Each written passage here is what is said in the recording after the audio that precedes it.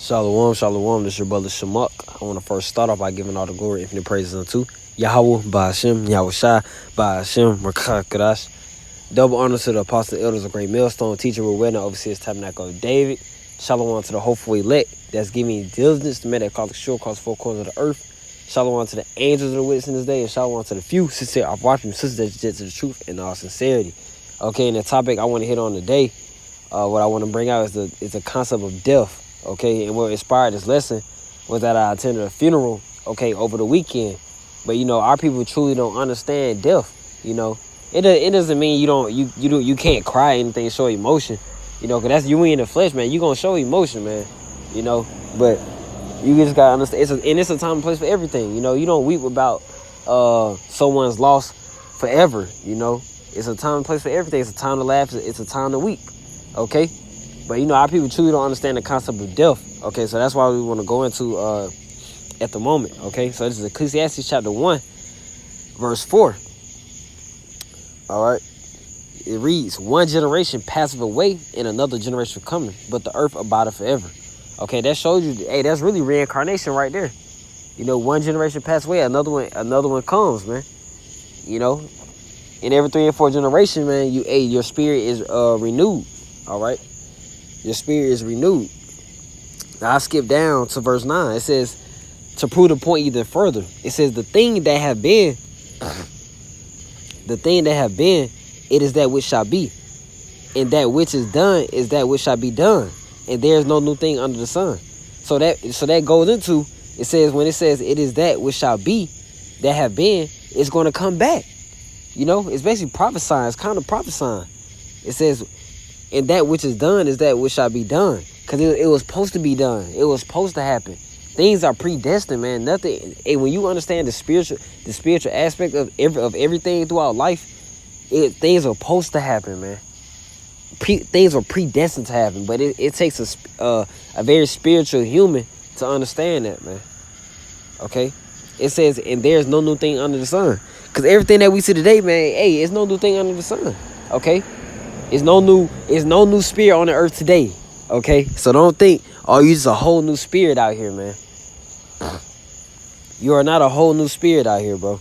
Verse 10 says, is there anything whereof it may be Salakia. Is there anything whereof it may be said, see, this is new?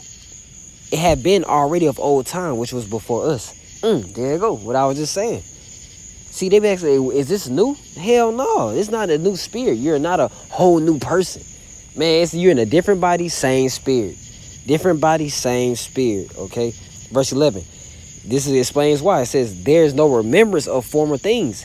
Neither shall there be any remembrance of things that are to come with those that shall come after. So, hey, you being here now, you just can't remember your past life. And the same spirits that come after you, they can't remember their past life. That's how it operates. And the scripture explains these things, man. When someone has a question, us prophets, man, we have the ability of answering their question or correlating it to the scriptures. All right, we just can't remember our past life, but us being spiritual, we somewhat have an idea. Okay, so with that, I'm going to chapter 3 of Ecclesiastes. Chapter 3, verse 15. It says, and this really backs up reincarnation. At the same time, I hit on the topic of death. Because people always wonder, where do I go when I die? People go into that. That's why people fall. Them not knowing the concept of death. That's why they fall for the false philosophy of heaven and the false philosophy of hell. If people truly realize this thing is not rocket science. Hell is affliction on earth. Okay, heaven is rulership on earth. So who's in heaven right now? The so-called white man. He runs the banking system. He runs all the companies. He even owns humans, man, with the Illuminati. Okay? These people do anything for some money. All right, and who's afflicted? Who's in captivity on earth today? Who's in hell? The so-called Black, Spanish, Native Americans. You Israelites, according to the scriptures. We are suffering from the curses till this day that are written in the scriptures and written mainly in the chapter of Deuteronomy chapter 28. All right? All right, go to I'll read verse 15 again. It says, that which have been is now, and that which is to be have already been. And the Most High requireth that which is past. So what is to come, it have already been. All right, so don't say anything. Oh, you only live once. No, man, that's not true. That is not true. All right, but I'm gonna touch on the question too, because people always wonder, where do I go when I die? You know, it's Ecclesiastes chapter 12, verse 7. Then shall the dust return to the earth as it was, and the spirit shall return unto the Most High who gave it. Okay, because your body, if you go into DNA testings, they give a percentage of how your body is, or a percentage of it's made of dirt. You know that's facts. That is factual information right there, man. And it says the spirit will return to the Most High who gave it. All right, because let me quickly precept that, because he controls all the spirits. So let me get Numbers chapter 27. Numbers chapter 27, verse 16. It reads, let the Lord Yahweh, the Most High of the spirits of all flesh, set a man over the congregation. Cause he's a spirit of all flesh, man. He created all flesh. He know your thoughts. He know your movements, your actions that you think he doesn't see.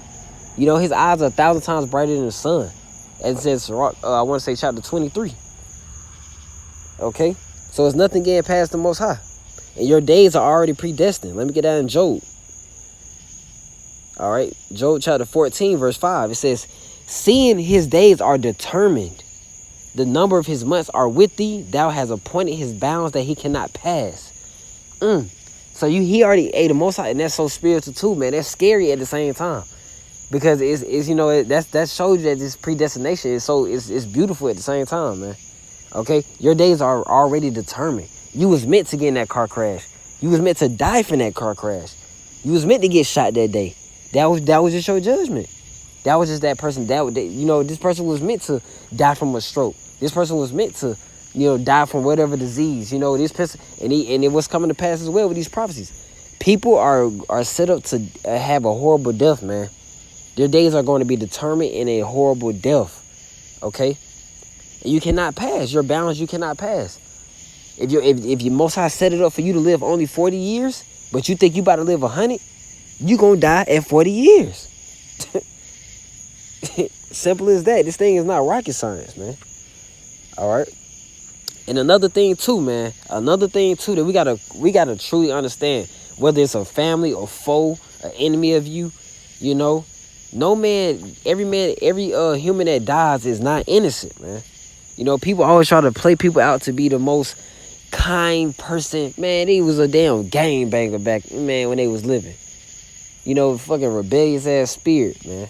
Ain't give a damn about shit, but when they pass away, now it's time to, rejoice over the dead body. But at the same time, man, you gotta appreciate this people while they're here. Okay? Just to balance it off. This is Job chapter 4, verse 7. It says, remember, I pray thee, whoever perished being innocent, or where were the righteous cut off? Even as I have seen, they that plow iniquity and sow wickedness reap the same. Okay, and relating it to the scriptures directly, man, it's great prophets in the scriptures that went off. Moses, David, but they had to die for those sins. And if you could receive it, Yahweh Shah, who the world ignorantly calls Jesus Christ, he had to die because he went off when he was Adam. He had to get that death, man. Okay, but he won't die no more. Okay, but so don't sit here and act like and deceive yourself and be in denial that every person that dies is innocent. We all have our time. All right, we all filthy rags too.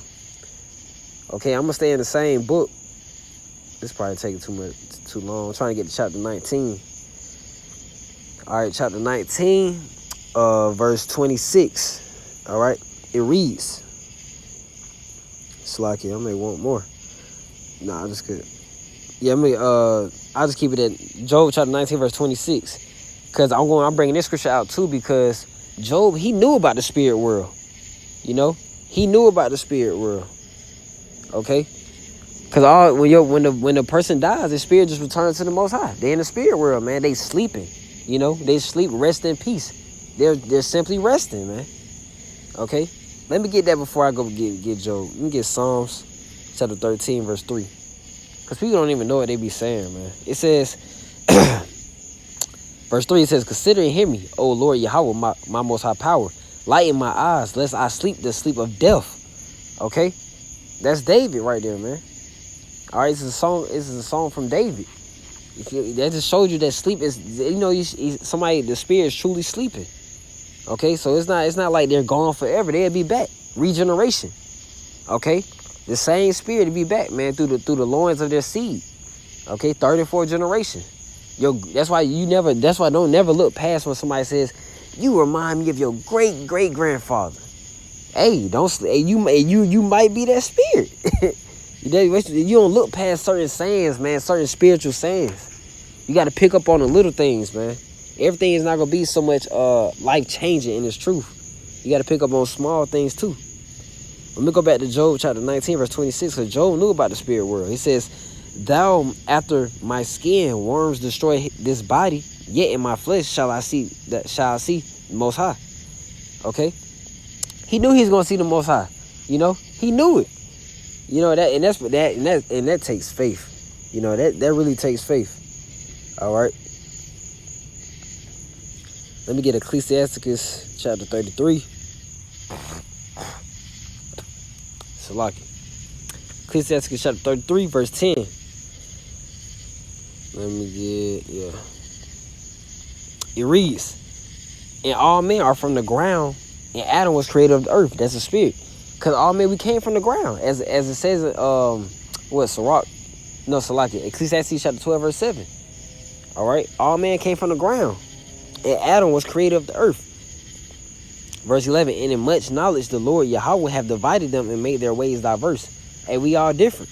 Verse 12, some of them have he blessed and exalted, and some of them he sanctified and set near himself. So the example of today, say near himself, man, the true believers and the true faithful men of Yahweh B'Shem Yahushua, of the Heavenly Father and the Son. He said near to himself. It was predestined for us to come into this thing and believe, man.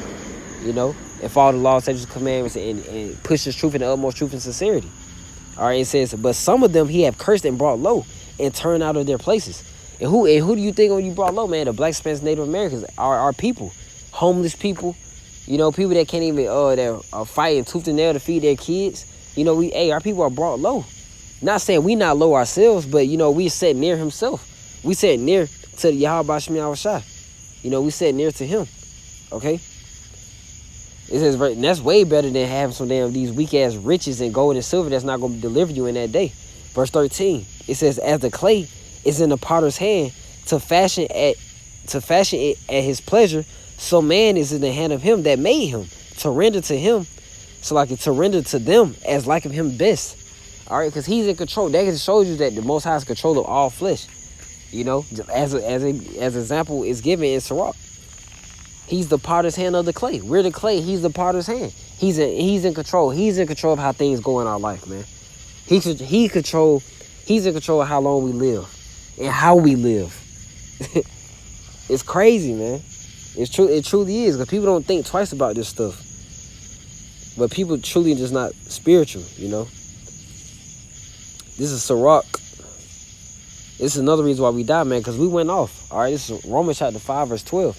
Wherefore, as by one man's sin enter into the world, and death by sin, and so death passed upon all men, for that all have sinned. See, we all went off, so we're all worthy of death.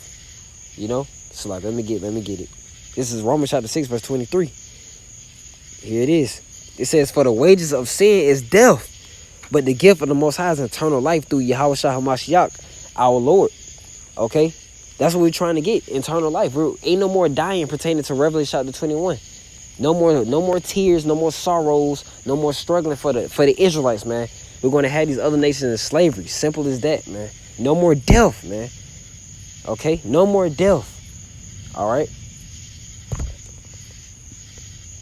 And let me get, let me get that real quick. Let me just get it real quick, man. 'Cause it's exhortation, man. We want to exhort the brethren, This is Revelation chapter 21, verse 4. And the Most High shall wipe away all tears from their eyes, and there shall be no more death.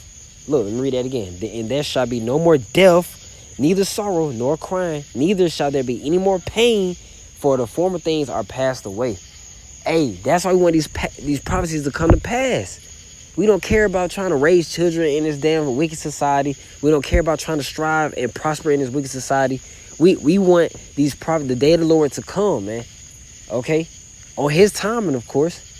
All right? And we got to hope that we endure through that martial law, those deadly diseases, those animals that swore in that day, the RFID took the mark of the beast in that day, World War III, those nuclear missiles, because he's coming by fire.